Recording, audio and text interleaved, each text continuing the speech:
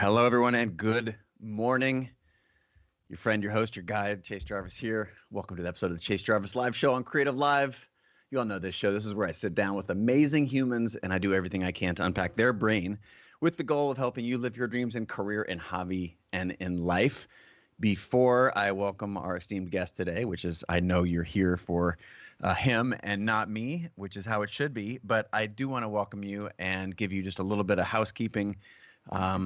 Regardless of where you're tuning in from, if you're watching at Facebook Live, YouTube Live, Instagram Live, or any of the other platforms we broadcast to, I do get to see all your comments and questions. And that means you get to help shape the conversation with our guest today. I do everything I can to surface those questions. They come in quite quickly, so I try and grab the ones that are the most popular and share them with our guest, or the most interesting. So points for that. And I also like to remind you that the best viewing experience is at creativelive.com/TV, because I see those questions and comments first. I do get all the others, but if you are watching on any of those other platforms and you want to go to creativelive.com/TV, that would be awesome for you and for me. But now let's get into our show today. Justin Boreta is a member of the electronic music group, The Glitch Mob, which I just got back from the gym, did heavy squats today, and The Glitch Mob came on. It was like the heavens opened up. And he's been touring for more than a decade. I had the good fortune of meeting Justin. We just recalled 9 years ago. But since their establishment as a band in 2006 and their debut album, Drink the Sea, which I readily and excitedly consumed in 2010. The electronic live acts performed around the world, festivals. I've seen them at Coachella, Burning Man, Lollapalooza, Reading in Leeds, Bonnaroo. Justin and the Glitch Mob have also released 3 albums together in total, and a bunch of remixes for bands like Daft Punk, The Prodigy, Odesza, Metallica, TV on the Radio, and many more. Justin has also collaborated with the spiritual teacher Ram Dass, who I'm a huge fan of, as well as Alan Watts, on a number of guided meditations. He's an outspoken advocate on meditation, mindfulness, and psychedelics for their role in mental health. My guest is the one and only Mr. Justin Boreta in the house. Welcome, Justin. Hello. Thank you, Chase. Wow. That's your bio, not mine. It sounds so impressive when you just read it. What a career arc, man! Congratulations. Thank you. It's always such a strange thing to hear that read back, and I'm like, wow, we did all that. Time is a funny thing. It's a lot of things happened in a decade. I think it was shocking to me just 120 seconds ago when we jumped on our connection here. I'm like, wow, how long has it been? And it was like you said, I think it was 2011, which is. That freaked me out. So that's 9 years for those counting. In the woods in Tahoe, we got to spend some time together. I think it was Tim Ferriss that introduced us. That's right. Beautiful mutual friend of ours. And clearly you've been up to a lot since then. And I want to start at the start, which is there was a time before you were a professional musician where you were trying to figure out what it is that you wanted to do with your one precious life. And not that you have it figured out, but so many of our listeners are in a position right now where they've either followed a path that has led them astray or done the things that everybody else in the world wants them to do. And it's time that they start to focus on their own one precious life. And I'm trying to figure out, how did you figure out yours? That's funny. Right as you were saying that, I was thinking, I think I'm still figuring it out, and every day I feel more and more like a student. I think, and I love the idea of the Dunning-Kruger effect, where actually at the very beginning of music, when I first started producing and Glitch Mob was making albums, I think that I had it more figured out at that point in time. And there's a point where I was like, okay, yeah, music's easy, I got this. But the more that I learned, the more that I realized that I didn't know. And now learning to me it's an integral part of the process of learning. I'm actually right now I'm taking music composition lessons. I'm not classically trained by any stretch of the imagination. In fact, until recently, I only knew anecdotal music theory. I just sort of hunt and peck and figure stuff out and basically smash the piano like an ape, and good sounds would come out. But there's something in actually the naivete of just going by vibe or what sounds good. So for me, in a way, I'm actually glad that I didn't know the specific rules of music theory, because now that I'm going back and learning it and combining it with my own internal compass, Yeah. it's really expanding from there. So I guess that's like on a high level, that's how everything got going. Well, I think I want to pull on that string for a second. Do you think that's a better way of learning? Because obviously there is the classical train. You start with the rules and then you learn enough that you know how to break the rules and when. That tends to have a level of rigor and supervision, and I guess I'll throw it under all rules versus this feel, because it seems to me that so much of the thing that separates the world's top anything, creators, musicians, entrepreneurs, is their intuition and their gut. And I'm curious what your opinion is. Is there a better path of, learning to listen to your gut and then learning the rules? Because once you learn the rules, it's so hard to go back and listen to your gut. Or is the other way around more valuable, you think? It's such an interesting question, and I think about this a lot. And what I've really come back to is everyone learns so differently. People self-educate in so many different ways. Where I have friends that are producers now. They're bands that travel around, and maybe they're like me. They just so happen to have learned themselves. Or there's other people that went to music school, and it really worked for them. But I think the thing that really distinguishes is just the mastery. It's the love of coming back day in and day out. And for me, I took one music theory class in school and I was like, I couldn't handle it. It didn't even make sense to me. I didn't like it. I was like, I'm just going to go back to my computer and make weird sounds. But for some people, that really works. But at the point at which what really drove me to learn, and what ended up being more of a focus on, say, like sound design, because in electronic music, you can make music and not actually know how to play any instruments. So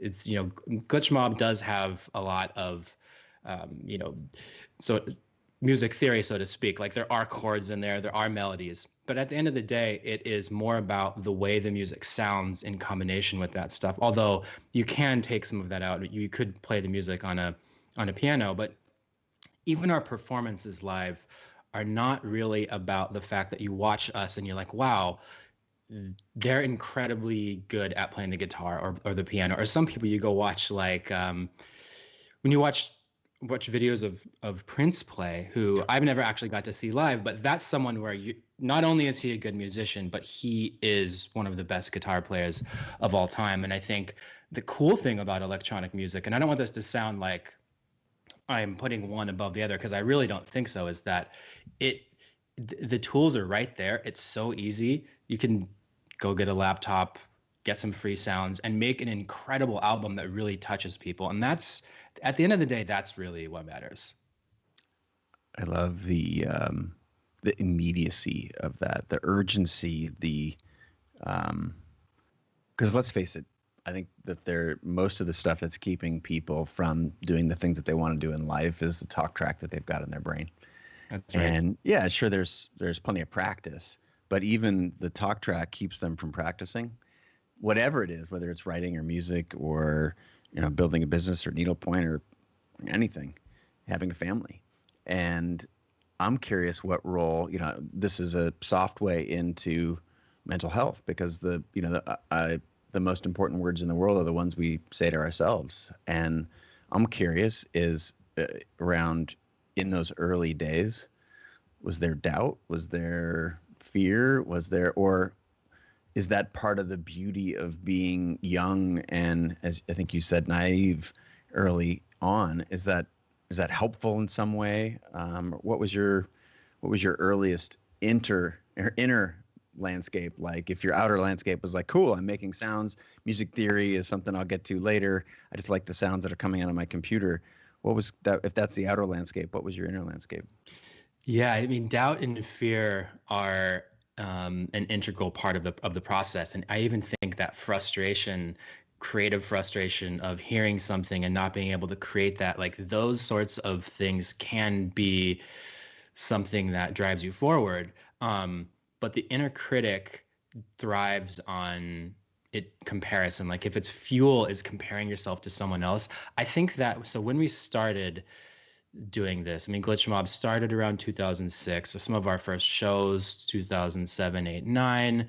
This is right around the time when social media wasn't around. And so we were a band from MySpace time. This is gonna date me. This is so funny. People are like, MySpace, what's that? But around the time where you had to go to your computer and sit down to access the internet, until the fact that it was everywhere. And I think it's a lot easier to compare yourself to other people now. But there's this, I'm sure you're familiar with the Ira Glass speech, which I love, and I send people all the time. And just the idea that you can have good taste and listen to something, but then if you compare yourself to it, you're not doing yourself a favor to actually really have the time to the mastery to get there.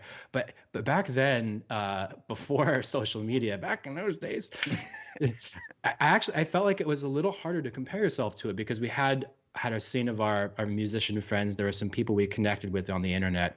But now, if you are living in a world where you are constantly comparing yourself to every other artist who's right next to you or ahead of you, it almost like those favorite artists of yours are living in the room. That's actually quite a bit harder. So I think that at that time there's a huge benefit in that there was this is an underground movement. It came from this underground scene in LA and San Francisco, and I wasn't sitting around comparing myself to others. So now I think that artists have to work extra hard to any sort of creative, to not sit there, because every person who's better than you, and there's always going to be someone way better than you, sitting there going, oh, you're not good enough. And that's just, it's fodder for the inner critic. So I deal with that all of the time, but I would say that at least the muscle of segmenting out creative time and learning how to use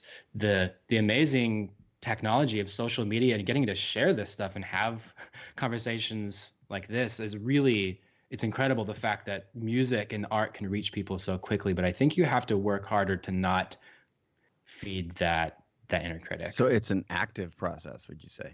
Absolutely, yeah. It's, and in that way, it's similar to, I would say, meditation, or it's really like in the same way that when you're meditating, a thought comes in and then you come back to your breath. It's like, well, now I'm in the studio, I'm making music, a thought comes in, I'm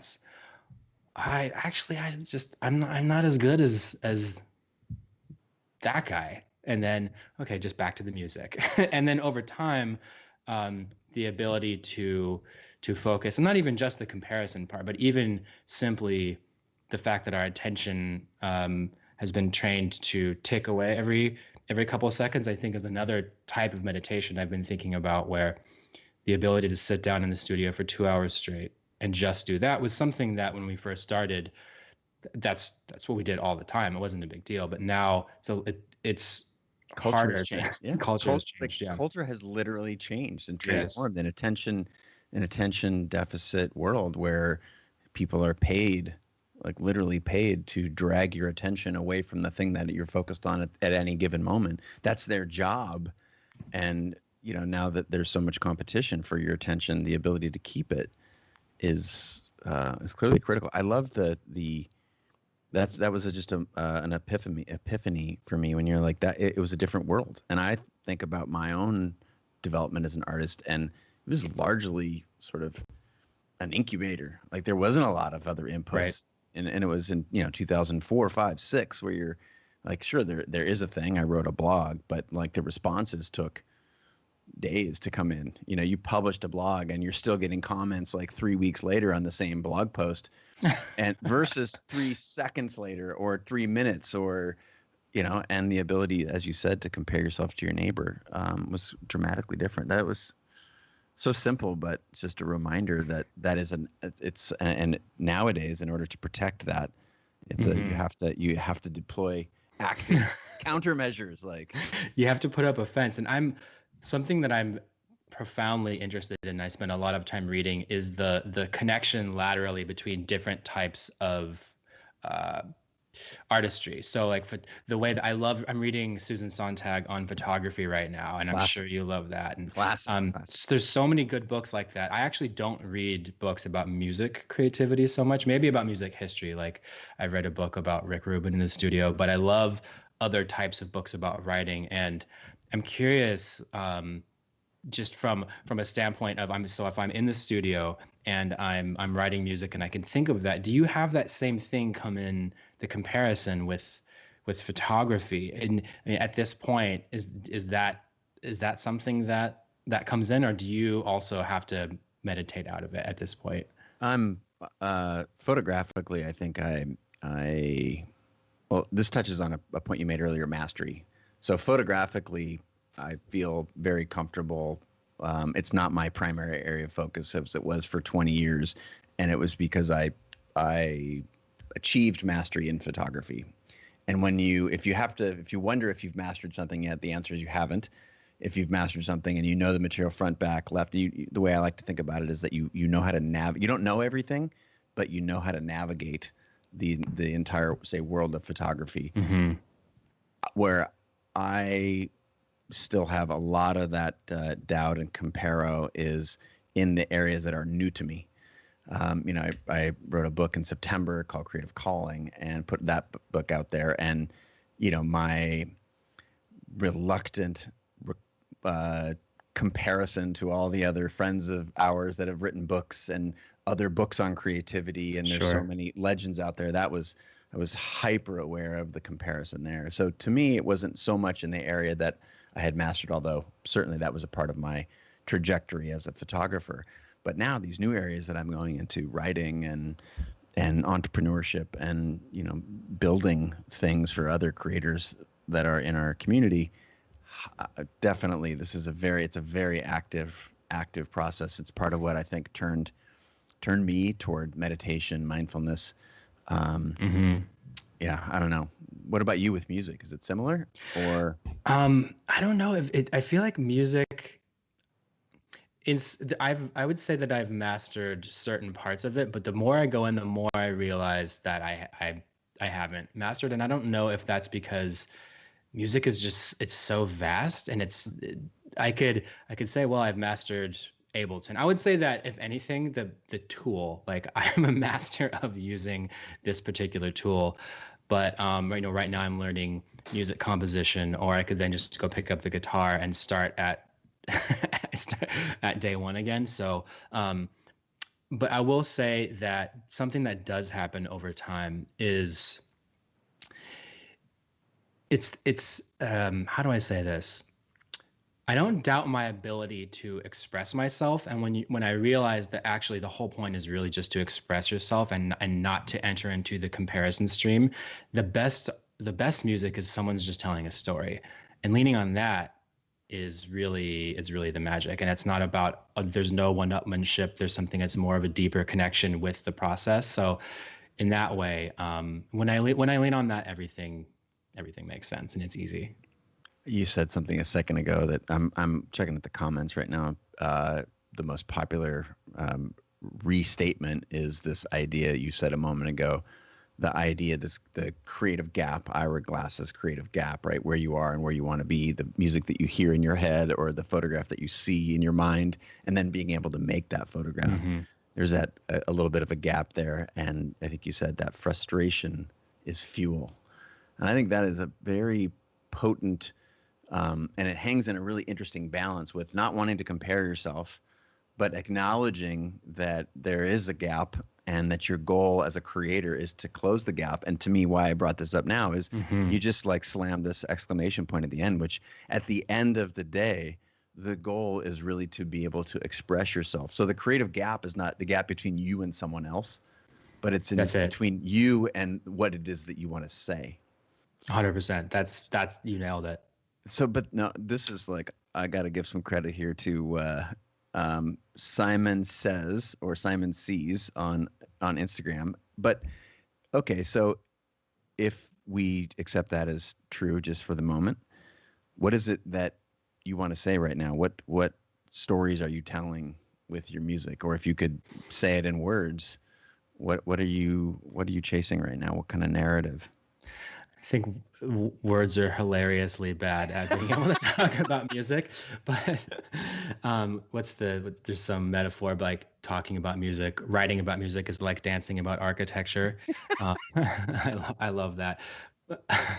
That's amazing. But I will say that there is a causal relationship between the place that music is performed and then the music creation process. And the fact that there are no active music venues in the United States right now, there are no festivals, is fascinating. One of my favorite books, David Byrne's How Music Works, he talks about this a lot, where when he was making, in the very early days before Talking Heads, they're making punk rock, and it sounded like CBGBs, just like the gritty old fucked up speakers. You could hear it in the music, and there's a connection there. And I think the same thing goes for all this music that we make. And although I thought about it, I hadn't really felt it until poof, everything, pandemic changes everything, and at some point it will all come back online in a different incarnation. I don't think we're going back to where it was, but there will be concerts again, there will be festivals, they're going to look different. But right now, my music has become more reflective of an internal state, because we are spending so much time in those internal states. I'm spending a lot more time in our home studios. In fact, Glitch Mob had a studio for the past couple of years that we moved out of, and we're doing everything remote for the first time ever, which has actually been a really fun experiment, because we're writing an album over Dropbox and Zoom, even though we had the studio right down the street. So this is going to profoundly affect the music. And I think that the best music it's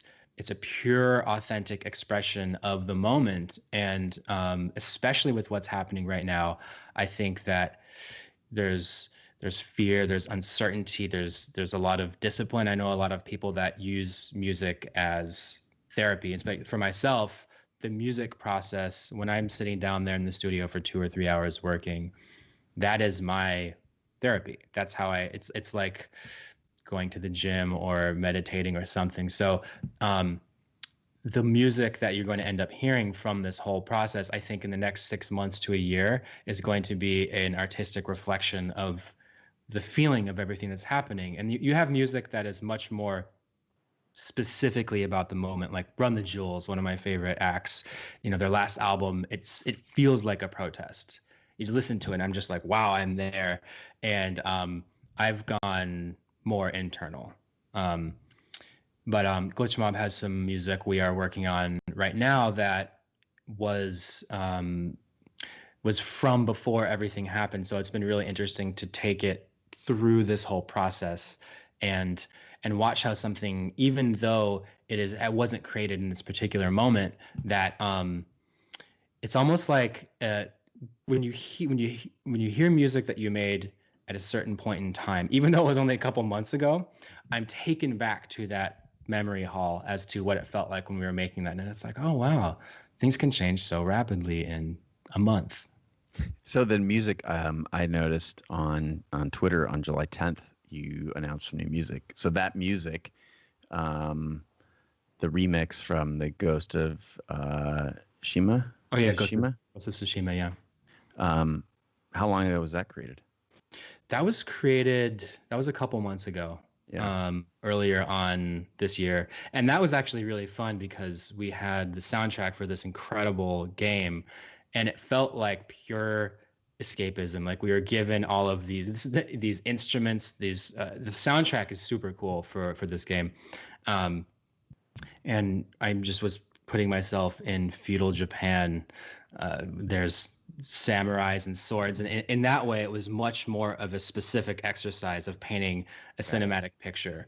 So that way it's like, oh yeah, samurai, let's go, we can do this. But when I'm sitting down in front of a blank canvas, everything's it's a different process to figure out what we want to say in that particular day.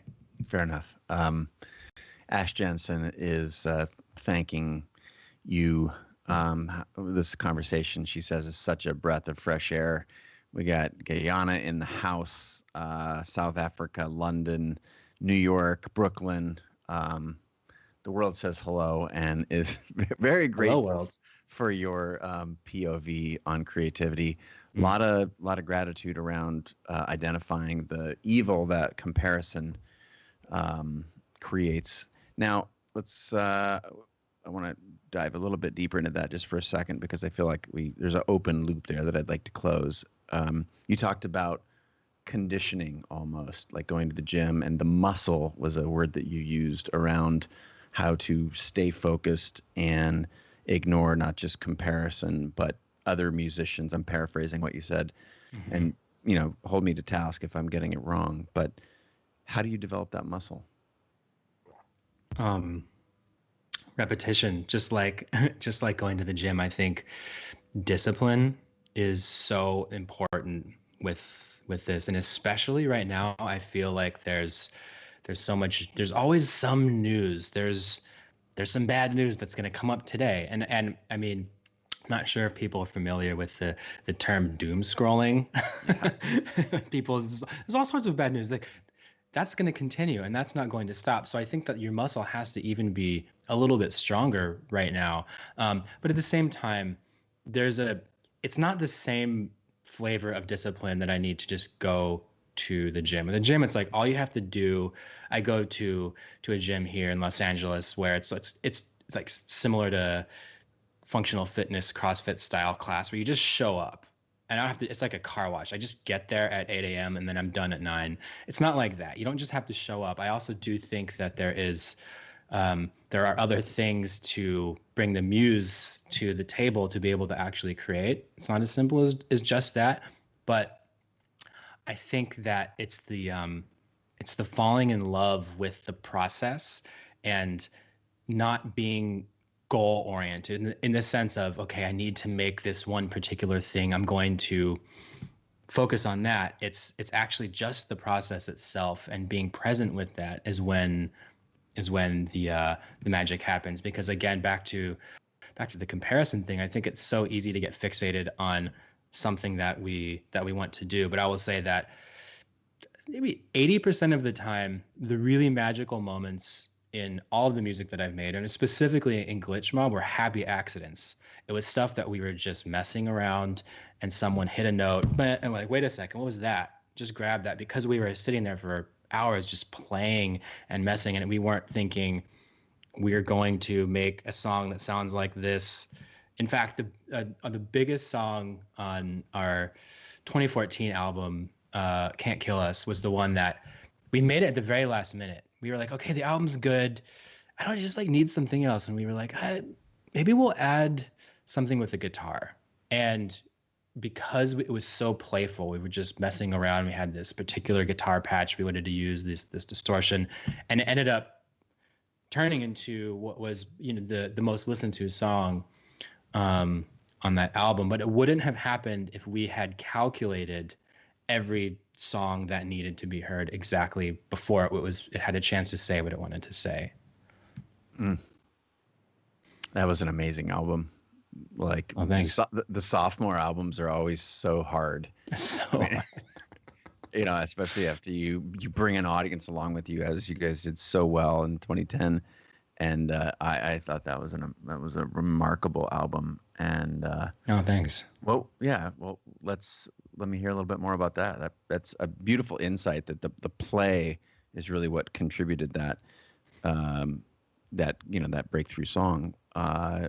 What is someone facing when they staring down the idea of a sophomore movie, product, album? Was there any particular psychology that you guys had around that? The sophomore album it's fascinating why it's classically such a difficult thing, because I think you get back into needing to top yourself or make something that was so grandiose. And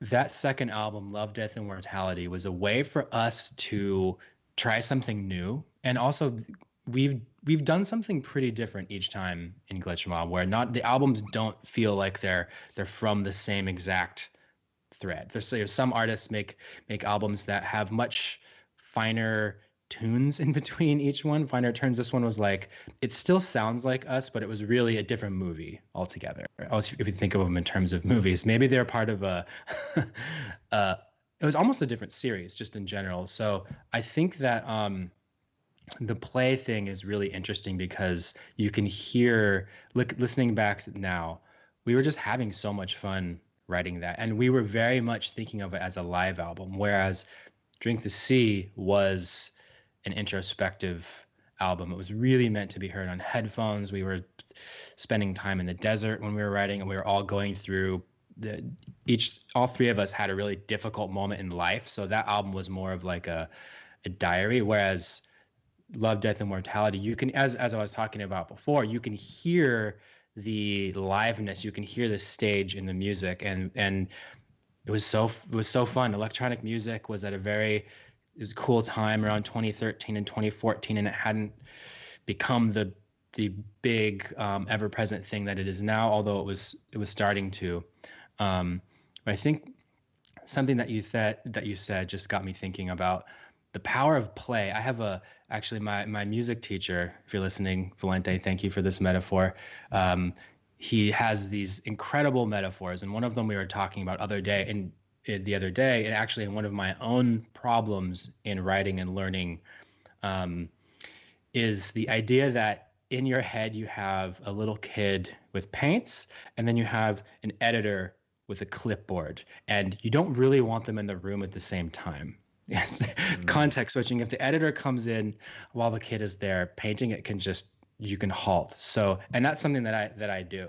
And in fact, now that I'm learning this like deeper music theory, my editor comes in and wants to change things before it's even been released. So my practice right now is to just play, have fun, be in the moment, and not really worry about it. Write drunk, edit sober. That whole thing.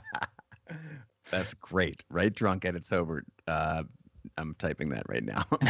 Note to self. Yes, I think that's Hemingway. It's so damn inspiring, Justin, to hear you talk about. I mean, you've got, you have songs on the charts, and you are talking about your music teacher. Like, that is this profound. And I remember like the first time we met, thinking like you were asking the most thoughtful questions of, anyone that I'd spoken with, and of course over the course of the weekend that we were out there together, and just so thoughtful and curious. And how much of that is natural for you or cultivated? That's a really good question. I don't know if I've thought about that before, but I have always been naturally curious, but I think that for me, my habit of reading has kept me more curious. I grew up, my grandmother owned a little bookstore in the East Bay called Orinda Books, and I would work in the children's books aisle, and I would recommend different children's books. So I was around books all growing up, and I think that having a lifelong reading habit has somehow helped me with the fact that, and I was always told that I could read whatever I want.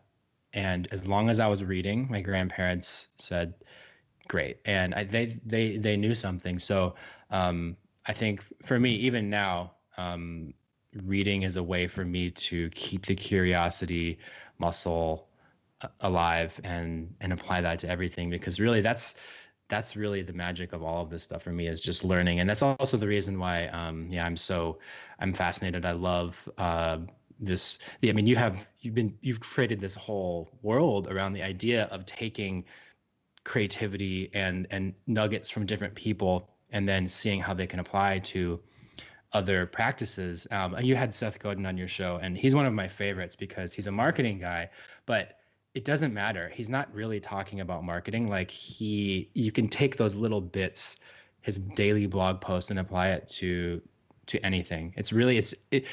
He wouldn't call himself this, but I think of him almost as like a spiritual guide in a certain way, a creative spiritual guide. It's so true. And like the best marketing in a way is this sort of reliance on your own authenticity, the part of you that is the weird, James Victory, the artist, is also well known for saying, what made you weird as a kid will make you great today.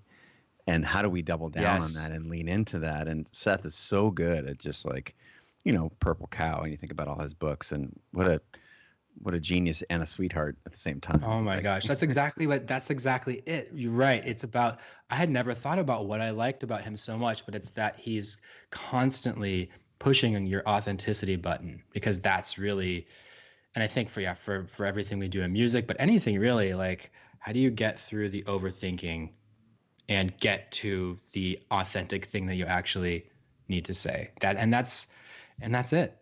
Yeah, I had the good fortune. He read an early draft of my book and gave me feedback. It was like the best feedback. Oh my gosh. Oh man, like talk about, getting the lesson in writing a book. It was just such a laser and I just look back at like, what would the book be like if he hadn't have, helped me think clearly about it. Wow. Yeah. Dude's a legend.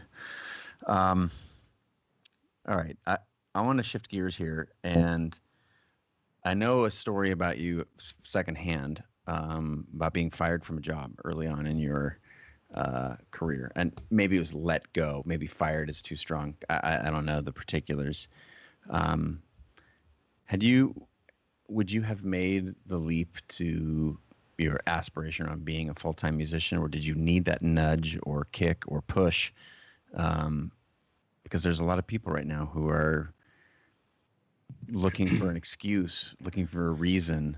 And I'm wondering if you needed that, or if today you feel like you'd be strong enough to take the leap without the nudge that you got at some point in your past. Wondering if you could recount the story and a little context around it. Absolutely. Yeah.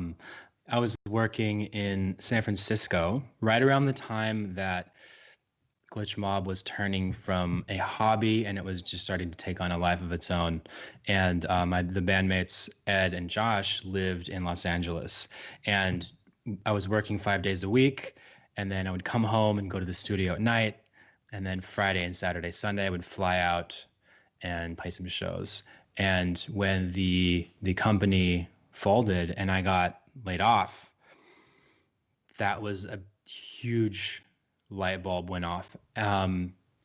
Memory is so fallible, it's hard to say, but in that moment, I remember loving my comfortable place in San Francisco. My family's from there, and it was leaving this zone of comfortability and saying, you know what, I am going to come to Los Angeles. I'm going to move down and just figure it out. I moved down to Ed's house, and I stayed in his room. He had extra room there for a month. I don't know if I would have done that if I didn't have that nudge. I really don't, because I never thought I was going to be a professional, whatever that means. I don't even a musician, or at least like that's what I did with most of my time. I went to school. I have a degree in film, and I thought I wanted to go. I was learning post-production. And I still love After Effects and Cinema 4D and stuff like that. But I was like, I get to sit in my studio and make visuals and edit, and learning Final Cut Pro and all of that. And then I just fell in love with making the music for the films way more than actually editing them. But I never set out like, I'm going to go and do this. I wish I could say that I knew from an early age that I was going to travel around the world. No, it wasn't actually until my late 20s. I'm in my late 30s now, so this was like pretty late in what people would consider this whole artistic path that, there's this, some people just catch a lightning bolt and all of a sudden at age 21 everything works out, but I know so many people that it didn't actually happen until much later in time. So yeah. For me, the tables turning like that was really what I needed to then just take the jump and say, you know what, I'm just going to go ahead and trust this. Trust. I think that is a huge aspect of the creative process, or maybe even life process. I want to, speaking of process, I want to talk a little bit more about your creative process. You've already cited like the ability to have fun and to sit down in the studio and Write drunk, edit sober. Anything else key to your process? Are you a morning creator, an evening creator? And again, I'm not really a looking for tips and hacks kind of a guy, but just hearing a little bit about how individual creators create. It was always, I read a lot, as you have said the word books probably 10 times already in our conversation, as a huge source of inspiration for you. The same is true for me. I read a lot of biographies, and I found it interesting, the wide range, and it helped me understand that basically what Warhol does and Basquiat does and David Bowie did, or Linda Ronstadt, like the range of what's possible for a creative process is unlimited, but it helped me feel okay to read about that. Mm-hmm. I'm wondering, what can you talk about your creative process in a way that helps us see into it? Absolutely. I used to be a nighttime creator. I was a night owl for most of my life, and I've switched to being a morning person, which is really interesting because I thought that the magic really only happened after midnight. But later in time, what I realized, it was more that there's a feeling that society had gone to sleep, and I was now alone. There's no text coming in, or even just this sense that, like, okay, I'm off in my studio right now. But a couple of years ago, I started experimenting with morning work, and at first it was really strange because normally I would be up. I would work till 4 or 5 in the morning sometimes, and that's just when the magic would happen, and sleep till noon, get up and do it again. But what I realized for me now that I started working in the morning is that it was more about the momentum of knowing that for me at the same time every day, roughly, I'm gonna get into the studio and do the thing. So creative momentum, I cannot overstate how impactful that is for me. Even if it's, an hour or 2 hours. I like a chunk of 2 hours. But even an hour, honestly, even 30 minutes, I've been able to get a lot done. In fact, my ambient project Superposition, Matt, my collaborator, when we wrote that album in 2018 and 2019, we only had, just because of our schedules and other work engagements, we only really had an hour or two in the morning. We wrote the whole album over the course of pretty much hour chunks, like 3 or 4 days a week. He would come over, we'd have a coffee, hyper focus for an hour, and then it's funny because we were making chill ambient music. But we every now and again we would get together on a Saturday and work, but it was really those little bits. So for me, there's something about, so if I have 5 days in a row where I'm working at the same time every day, it is so much better than, even if it's just an hour, than say like Monday, Thursday, Sunday, full days. It's a completely different thing. Wow. So I would like to read a little. I don't think you know this, but I cited you in my book, and I'm going to read you 2 paragraphs from the book, and I want you to respond to it. This particular section is, didn't know that. This particular section is about tracking time and schedules. And I think I wasn't planning on doing this, but when you started talking about how the schedule created momentum, and momentum is so valuable, I just pulled it up here. Clocks can be useful in other ways as well.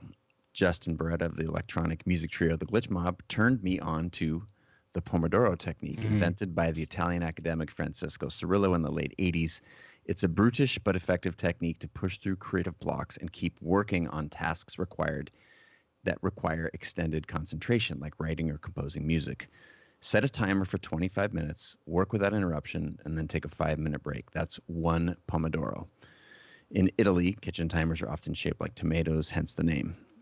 Complete 4 Pomodoros and then take a 15-minute break, rinse and repeat. This method first found wide acceptance in academia, but many creators use it as well.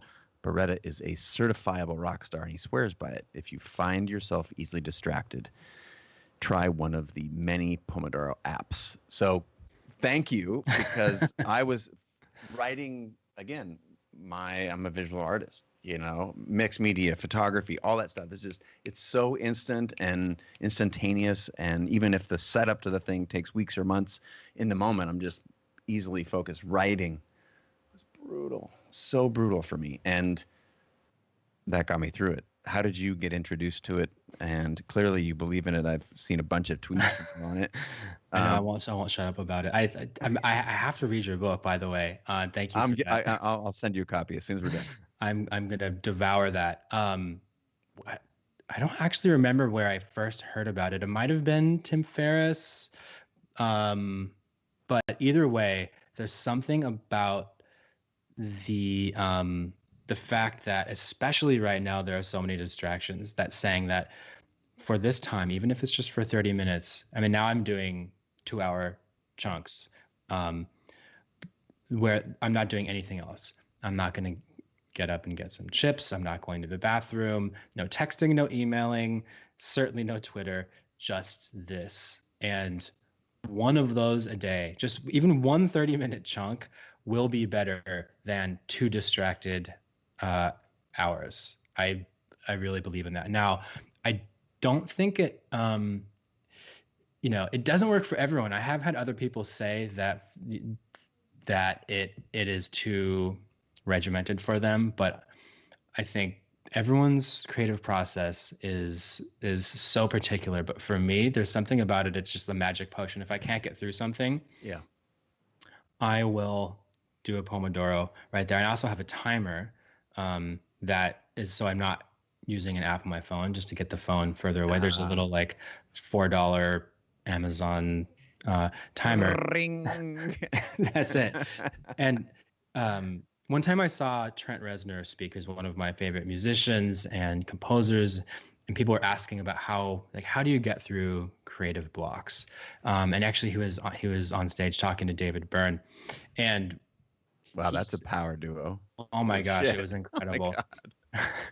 And there's this idea that that he expressed so beautifully, which he said, the good ideas come at random times. He said something like, you have to be there with your antenna up, ready. So even if you do a Pomodoro or whatever, you have 60 minutes and nothing happens, that's okay, because it might be in that last 1 minute where you finally just get one sentence out that's good, and that can actually be the thing. So that's the thing I think another people, including myself, can get caught up on, is that every time you sit down to create, you have to move the needle. But I think just even if you just, one little thing is just enough, as long as it is as you are sitting there and going through the practice and doing it. Well, the momentum concept, like clearly that manifests momentum. If you get one sentence is 100% more than you had in the previous minute, right? And I think that's I found it, like, to me, that is not the basis for my creative process. That is if I'm fucked. Like if I'm stuck, I'm like, all right, bring out. It's like the nudge that, losing your job created for you to step into, the next chapter. Mm-hmm. This is just a very micro version of that. It's a nudge, a constraint that you agree to abide by, and it has a way of focus that it's pretty hard to wiggle out of. I think it's interesting that you don't actually use your phone as the timer. That's a trap probably as well for a lot of people. You pick that thing up. It is. And I think there's something about, I've noticed, for me, this is a strange one, but if I have my phone near me, it is very different than if I take my phone and I put it in a different room, because I feel like at this point, especially when traveling, I've spent so much time on my phone that my brain is cybernetically connected to it through the ether. So if I put it away, it's a lot easier to focus. But if it's sitting there looking at me, even if I'm not touching it, it's kind of begging for. Where'd it go? I can see you. Did I get some likes? Some likes. Speaking of that, I think that's a beautiful setup about attention and attention, meditation, mindfulness. If mindfulness is the directing attention, your collaboration with folks like Ram Dass and Alan Watts, first of all, incredible. Second, Thank you. my wife is a meditation and mindfulness rather teacher, Mm. and studied with Baba Ram Dass. Oh, And wow. when you released the vinyl, that was a present that I bought Wow, I for didn't know that. her. That's amazing. Yeah. I meant to reach out to you and have you send me a signed one. So I'll get you a book. You get me a signed version of that You that you got vinyl. it. But what a beautiful project. And so I'm curious. Clearly, there was a reason for wanting both to, create the music and to collaborate with Ram Dass. And I'm wondering if you can just start to open this chapter of the conversation for us around why Ram Dass, Alan Watts, your collaborations with them, what attention means, the mind and the mindset has played, the role that those things have played in your journey. Oh, wow.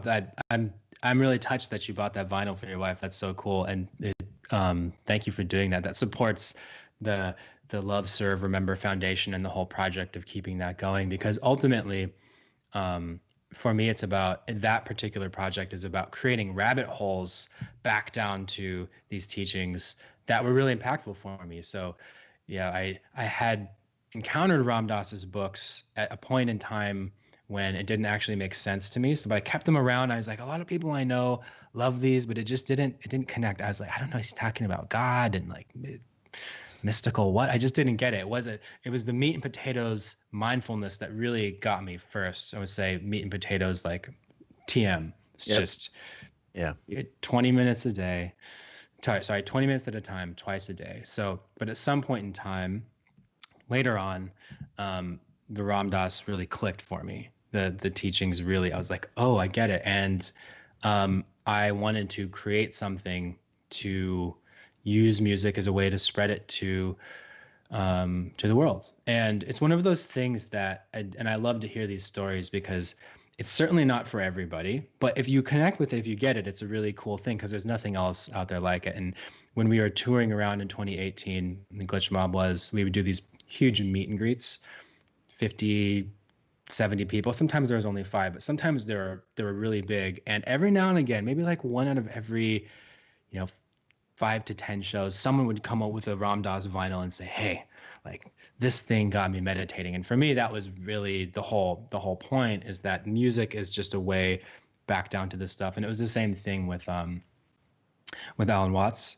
It was not only is he someone that his books really meant a lot to me, and I still read them all the time right now, but he's such an incredible orator. I mean, his voice and Oh my God, yeah. his command of the language is really incredible. I mean, it was really a dream to work with and to get to become friends with his son Mark, and also the Ram Dass Foundation. So through this, we started this project of pairing. And up until now, it's only been myself and Superposition, but we're starting the project of bringing in other artists to do this, because the idea is really that the guided meditations on their own, they occupy a very particular space, and with a little bit of music, I think of it as adornment. I don't want the music to feel overpowering. I don't like it when there's strings playing over a meditation and someone is telling you what to feel. It's more that it's like just a place, like we're setting it in a frame. And we've started sending some meditations to other electronic musicians, and it's been really exciting for them to just basically get to hang sonic bits on top of it to really give you something else to listen to. So I think of it for there's a lot of meditation teachers that would say music, oh no, like that's TM. no music. And I do get that. I mean, I've spent a lot of time meditating, and I do think that ultimately if I was when I'm doing guided meditations, they don't always have music, but think of it like if you want your pet, you want a dog to take a pill and you like put it inside of peanut butter. It's kind of like that. It's just I almost like it tastes good, and it's a way to get it down the pipes. So that was really the goal of the whole project, and we're launching a label around this to be able to connect the dots and ultimately have other other artists and creators find that thing that's really meaningful to them, and then add their touch to it, and create those touch points to create more rabbit holes back down to the stuff. If there's anything I can do to help or share or promote, or I'm a huge advocate. I think the Thank you. sugar with the medicine or the pill with the peanut butter, I'm starting to realize that this mindfulness, if the most the thing that we have, if we have anything, using the word thing lightly, if we have anything in this world, we have our attention, right? Because just like whatever you're focusing on, that is your reality. If you are the thoughts and emotions that you're feeling, your attention is literally the only thing that you have. And whether you point that towards, things that make you happy or sad, or you're aware of the itch that you have on your foot, or how you're making someone else feel. Like at the end of the day, I'm starting to wonder if all of this for me is like, it's not an accident. We talked about all the creative process, and we're talking about, mindfulness and attention and Ram Dass, and, at the end of our conversation here, like this is the pill. This is the Trojan horse. And I find it almost accidental, but I can't not keep going there, because at the end of the day, if all you have is your attention, why not, choose where you place it, choose very, very wisely. Yes. I didn't know you were a TMer. For those of you who, you've been listening to the show at all, I basically talk about TM every, 3 or 4 episodes. Most of my guests have done it. Tim Ferriss talks about me beating him over the head with it. Me and right. Rick Rubin finally getting him to turn to TM. Can you talk to me about your experience finding it, and you still practice, benefits, drawbacks? Oh my gosh, yeah. Yeah, all of the esoteric woo-woo spirituality just didn't work for me in the beginning, although I got more woo-woo later in time. TM, when I have a friend that was working on a campaign raising money with the David Lynch Foundation, and they were bringing meditation to schools, and so they got to bring in some friends, so I got to go for the weekend. And there was something about the investment in the time of really learning this, but more than that, it was the prescription of, this is 20 minutes. It's the same thing as Pomodoro creating too. It's the exact same thing, where I thought, okay, there's a mindful momentum there. If I'm just going to do this 20 minutes in the morning and 20 minutes in the evening, I'm going to try it for a week and see how I feel. And after a week, I was... Isn't it bonkers? Bonkers. It is. Yes. It's bonkers. The control that you have over your attention and your... I don't know. Sorry, I'm interrupting you just because. No, that's it. It's so profound. I could talk to you about this for 5 hours, because I'm so fascinated by the overlap of mindfulness and creativity, and the way that I think it's the same thing that we're talking about when you're in the studio or when you're creating, and you need to focus and not let the distraction break the attention. There really is nothing that's a better training specifically for creating than meditation that I have found. It's almost like when people are training for a long run, and they'll go high up to a high altitude to sort of get their lungs used to it, and then come back down again. So for me, it's very lateral, but also, yes, there's a lot of ways to apply meditation to productivity as a productivity tactic, but ultimately the attention thing, as you said, zooming out, is really just, that's what you have. It's your only thing. Creativity is one of those things, but it also helps my relationships in my life, and communication with loved ones, and just navigating through life in general. Especially for me, the TM gave me what I felt like was a very firm grounding. Like, I felt like my mindfulness container was strong when I first went to a 10-day silent retreat. And once I had that foundation there, then going into loving kindness meditation and bringing compassion into that container, that was the magic POW for me, was going deeper. But for anyone that is struggling getting into meditation, TM for me was 100% the ramp into it. I absolutely share that sentiment, and I had experienced a lot. My original was a acquaintance with. I'll say it started out as visualization in sports. I went to college on a soccer scholarship and played at the an Olympic development team, and there we had access to that. This was a long time ago. I'm 100 years old, and but it was so like brutally effective. Like I was like, oh, like what is this shit? This is like powerful medicine. And it went away as I stepped away from that competitive side of things. And then I also tried 4 or 5 different things, and they all were. I just didn't feel like there was enough simplicity and or structure. It was like I had to hop on one leg and then ring a bell and just go do all kinds of shit. And this was just so brutally simple. It's 20 minutes. You are given a mantra. You say that mantra. When your attention wanders, you bring it back to the mantra. End of story. Like nothing else. That is it. And the process of like you said, I had tried so many other things, and this thing worked. Mm-hmm. And I began actively prescribing it. I shared the story with Tim, and he said the same thing. He's like, we were hanging out, and he said, like, dude, you seem like you got your shit together. Like, what's happening? And I was like, this is gonna be weird, man.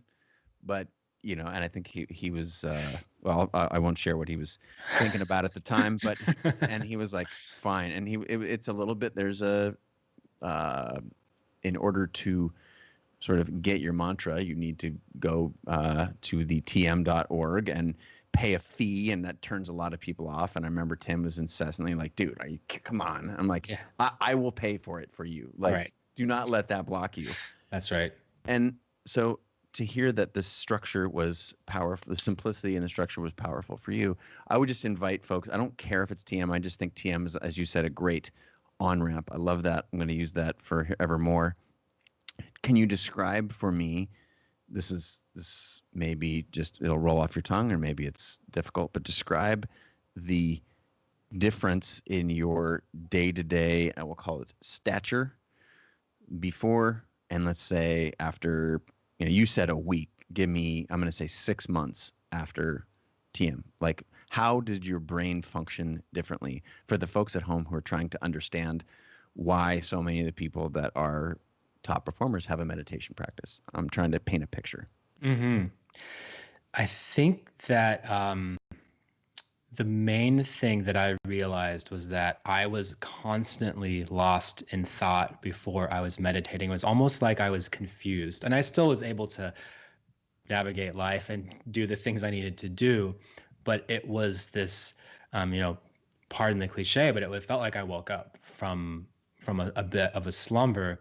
And the meditation itself is incredible, and I love meditating, but it wasn't actually the sitting on the cushion that was the magic. It was when I would catch myself, maybe it was if someone said something that irritated me, and all of a sudden there's this quick space that you have maybe you can decide, wait a second, Justin is feeling triggered right now and feeling angry. Now I can decide whether or not to react from that place. There's a little more. That's not to say that it made me into a perfect person. It's far from the truth, but it just creates a little bit of space there in all of these decisions, to where before that, I think that being lost in thought when you don't know you're lost in thought is kind of a hazard. Yeah. Danger. Yeah. Yes.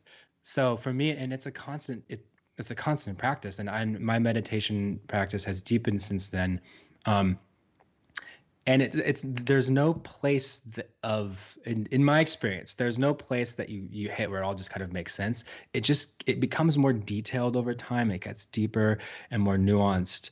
And the times that I'll catch myself throughout the day being present, or the ability to do that it really cascades into every area of life for me.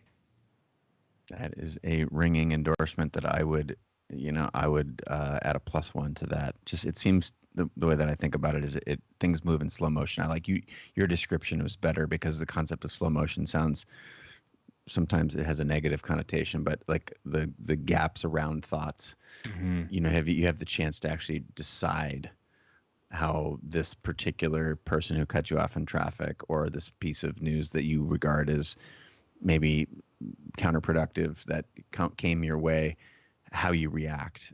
And you can recognize those things as thoughts, right? You can either be in the waterfall or you can stand away and you can look at the waterfall. And I think that's a beautiful way of, this idea, this space around the thoughts. I'm going to also borrow that, if I may. Yes, I love the idea of the space, because it reminds me of negative space in music or in visual art. There's something about, you're looking at like Rothko or something was beautiful. It's really space, and I think that there's something to that in the sense of the reason why so much beautiful, deep art is really is happens in between the lines. For me, speaks to that state of understanding how consciousness really is and what it's like to be us. And something that you said before in terms of TM costing money, there is something about, if one can afford it, to pay the money to invest. But if you can't, which a lot of people cannot, it's really just mantra-based meditation. If it's something that's like, oh my God, this is too expensive, I couldn't possibly afford this, it's really the repeating of this mantra. You can find other sorts of mantra-based meditation online, which is not the same thing, but it'll get the job done. And I love that you feel comfortable talking about the nuts and bolts of it, because it's really such a powerful thing that I think people need to have access to. Yeah, and that's the reason it was easy for me to pay the money. And I say easy, coming from a place of privilege and recognizing that, but knowing that it will help that practice reach more people. That's part of what is, that's why I'm not afraid to talk about it. And I think it's, that is the value of contributing to that. As you said, though, getting started, anything, Calm app, the free trial, like any of these meditations online. YouTube. Yeah, YouTube. It's like it's available for you, and I'm hoping to. I'm trying to take the surprise out of it if you look into it and don't think that I'm sort of I'm hawking anything. And the flip side of that is not required, and I appreciate your POV there. So this magical space, the space where you get the opportunity to choose your response, to be aware of that you are actually having a thought rather than you are the thought. I'm having the thought that Justin may be triggered because this person pulled out in front of me and, on the 110.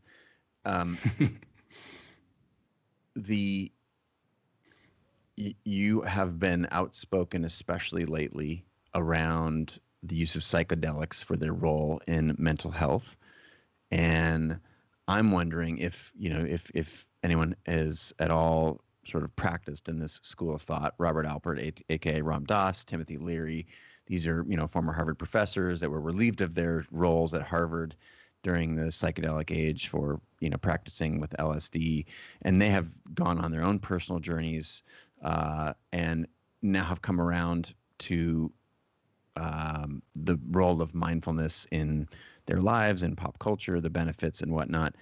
And yet there's still a role for psychedelic medicine. You've been outspoken, as have many of our friends. I'm wondering if you can talk about the role of plant medicine for you, in culture, and the relationship that it has, say, with these areas we've been talking about most recently here: meditation, mindfulness, awareness, attention. Absolutely. I mean, the role of psychedelics have played in my life. It started off just taking acid as a kid, and in my late teens, just messing around with friends and Recreation. And looking back now, I'm glad I had those experiences, but it's moved into therapeutic standpoint, and I can't necessarily recommend at this point recreational use for anyone. Taking the ceremonial therapeutic lens of everything and treating these substances as a teacher and as a sacrament, and reading and learning about this changed, also in conjunction with mindfulness and meditation, just changed the way that I interface with reality, with other people, with everything. I've seen friends have really profound healing on them. I have seen all sorts of incredible things happen. And I think that all of the people who have been involved in wanting to make these more available, it's the same sort of conversation we were just having about with meditation, where it's like, wow, I've had this experience and I come out of it thinking, oh my gosh, I wish this was cheap and safe and available for everyone with a therapeutic lens. I don't think that mushrooms should just be legal, and I don't think that teenagers should be necessarily just eating acid and just seeing what happens by any means, because there is no culture around, there's no manners and mindful guidance around how these are supposed to be used. In other cultures, there are. In Mexico, families eat psilocybin mushrooms together. You go see a healer, and they'll actually eat the mushrooms and heal along with you. There's all sorts of cultures in which, for thousands of years, for millennia, this has been part of the fabric of society, and it is here in an underground way. But I'm really excited about the fact that the West is trying to figure out how to integrate these into daily life, or at least make them accessible in the same way that, let's say, a meditation retreat is, where you could say, I would like to go out to the desert and stay at this retreat facility and under medical guidance and have these experiences that are completely safe. That's the ultimate goal with all of this work. And then also microdosing is another thing that comes up a lot. And as we know, the mental health care system in the United States has its issues, could be even to be said to be completely broken. And tragic. Tragic. And some people have had some really good progress on depression, anxiety, all of the big ones that I think psychedelics are there to help and to be an aid through this. They are not a magic bullet. I think on the other side of this, it's really easy to become overly optimistical and fantastically minded about the fact that, like, these things are just going to come in and fix everything. I don't think that's the case. I think it's the combination of all of these things that we know, along with the medicine, and for artists, creatives in particular, something that Paul Stamets says a lot, who's outspoken about all of this stuff, and he's so incredible. But it's the idea that I cannot do what I want with my consciousness is egregious. That especially when you're not hurting anyone else, and you're doing it for personal growth, exploration, spiritual connection. He speaks specifically about it around end-of-life anxiety for terminal cancer patients and palliative care. There's this whole vast range, from everything from that to just being a human who wants to have some personal growth. I think that in the next decade, this is in the West, is barring some huge catastrophe, and this is all going to happen. And I'm just really, I'm excited that we're living through this right now.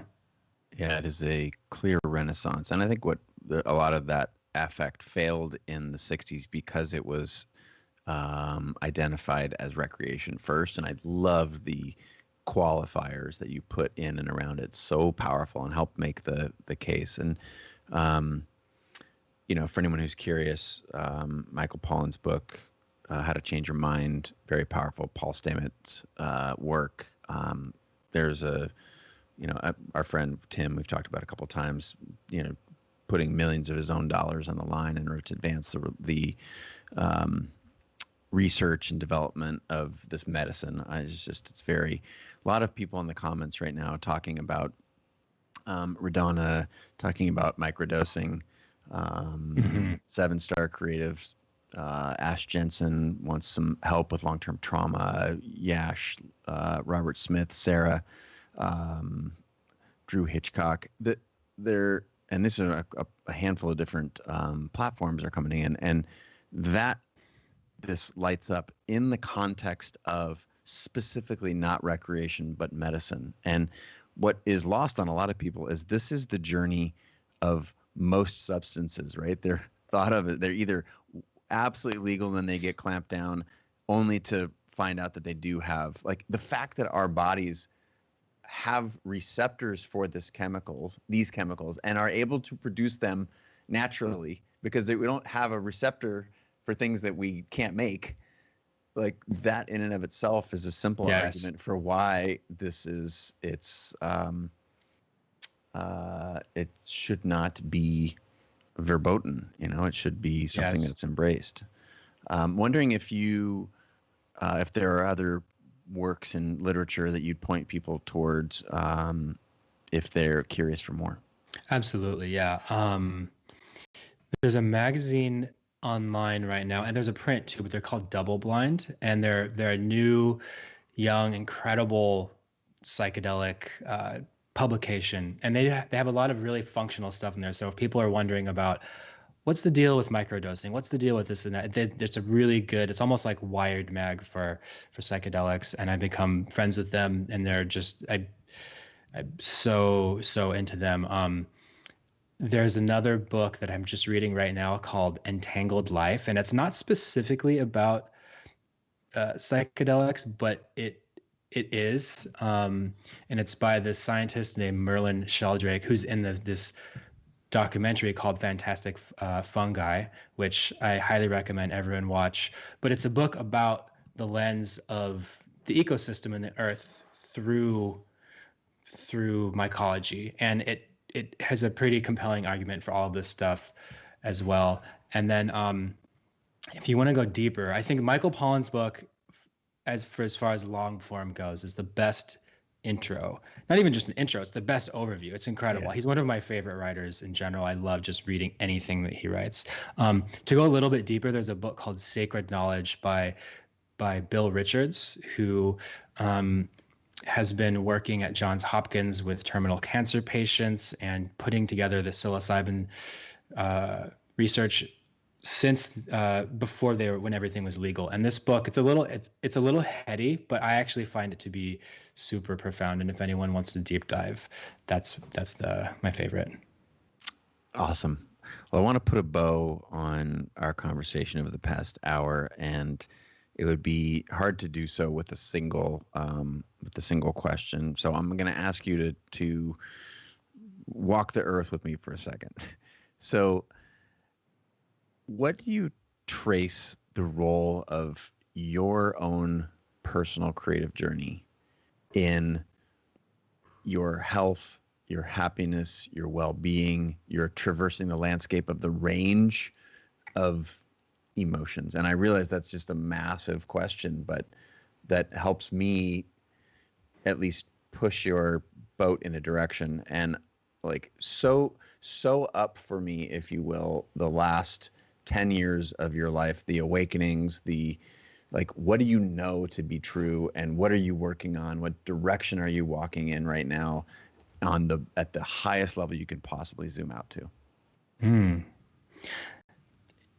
That is a great, nuanced, deep question. I love that. And I don't know if I've ever been asked anything quite like that before, but that's my job. I love that. I love that. I'm just curious. Like you're in a raft right now and you're rowing, and I want to know what you're rowing towards or away from, or what's sewing together your narrative right now. The main thing that I've taken from all of this stuff that really sews it together is gratitude. And it sounds corny, and it can sound like a platitude, but if I'm working on music and I become frustrated, if I'm on stage or I'm lacking sleep from living on a bus for 2 months, if I come back to being grateful for any particular experience, it unlocks all of it. And I've learned that in my experiences with psychedelics and with meditation as well, that gratitude is a key, that no matter how difficult something is, it will unlock a state of presence, because it's so easy to push against something. So for me, I want my music to become further and further into, I want to push it further and further into gratitude, and become more and more grateful to have an audience. It's so easy, especially right now, the music industry, and as I say, the industry meaning the way that we get from music from an artist to the listener is in a huge state of transition. So for me, coming back to saying thanks for the opportunity to be alive and to be creating, and be able to share it with anyone, and potentially make a difference in someone's life through any one of these methods. That's really my guiding light through all of this. It seems then not an accident that superposition is a current project for you. It seems intimately related, and maybe I'm making a connection where there's not one, but is there a connection there? And is superposition in service of that? And if so, can you tell us just because we've talked sort of opaquely about superposition and a label that can help, but I just pulled up a note that I see somewhere in your universe: immersion into the inner universe, a meditative antidote to a world of digital overwhelm. Put a bow on what is superposition and how it relates to this direction that you're rowing. Absolutely, yeah. And I hadn't actually made the connection until you said that right there. But there is 100% an aura of gratitude around that whole project, because making ambient music, some of them are meditations and some of them is really just pure ambient music, it's a very niche thing. I do it because I love it, I love ambient music. I love music that fills the space, and especially with these meditations, it is my way of painting a picture that I would like to share this lens of gratitude and create rabbit holes back down to this place that's been really meaningful for me. But superposition specifically with my partner Matt Davis and the project is really all about. It's not just ambient music, because that's such a strange umbrella, because ambient music can play in the spa, or it can play in the beginning of a creepy Halloween movie. But for us, it's really about drawing the line between healing and music, but not in a way that we're dictating what the listener wants to hear, but it's more creating a space through sound and through high production quality music that can make the listener feel held by the sound. I guess I'll say that. A little cocoon. That's right. You said earlier, frame. I love it. Audio cocoon. Audio cocoon. I'll take that. I got to put a plug in for you on your ambient rituals playlist. Big fan. Love nice. Really? Love it when you update it. Have it going all the time. Amazing. I'm talking about Spotify. Look up ambient rituals, which is that, do you do that solo, or is that you and the other guys in the Glitch Mob? Is that that's just me. Okay, cool. I host it on the Glitch Mob's Spotify, because then all the fans coming in there get to experience it. So it's a little catch for the deeper stuff. But yeah, you can. I think it's on my my Instagram and my website. You can get the link to it there. But there's 35 hours of ambient music. There's not a single filler song in there. I love every song that's in there. So I'm glad that you like it. I hope people can take it and put it on shuffle. Yeah. I don't think I've ever hit forward. I don't think I've ever hit the next song. I'm always content with what is playing, and your curation is masterful, and it is really a cocoon. It's beautiful. And you mentioned your Insta and a couple of other places. I want to give people a little bit of direction where they can find more. What are your coordinates on the internet you'd like to direct people at? I want to say one quick thing is that if you do find a song that you're hitting skip, please let me know. Just text me and I'll get rid of it. That's really the skip test is important. But you can find me on my website, which I'm in the middle of redoing right now, is boreta.net, BORETA, and then at the Glitch Mob, and at Boreta everywhere else on Twitter, Instagram. Amazing. Speaking of gratitude, I feel super lucky to have had this conversation with you, and grateful that you are leading the charge in so many ways, and inspiring a lot of people towards a new way of thinking and being in the world.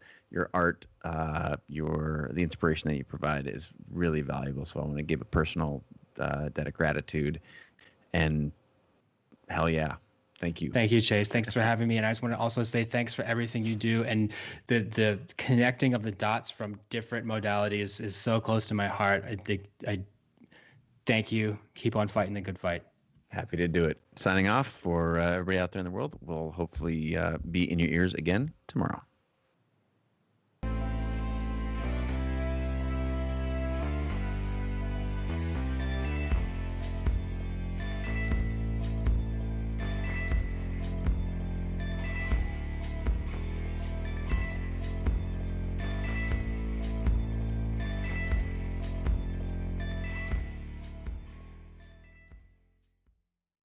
Hey guys, what's up? It's Chase Jarvis, founder and CEO of Creative Live. You all know that we have more than 2,000 classes and more than 10,000 hours of learning, inspirational, and motivational content on the platform. I'm super excited to announce a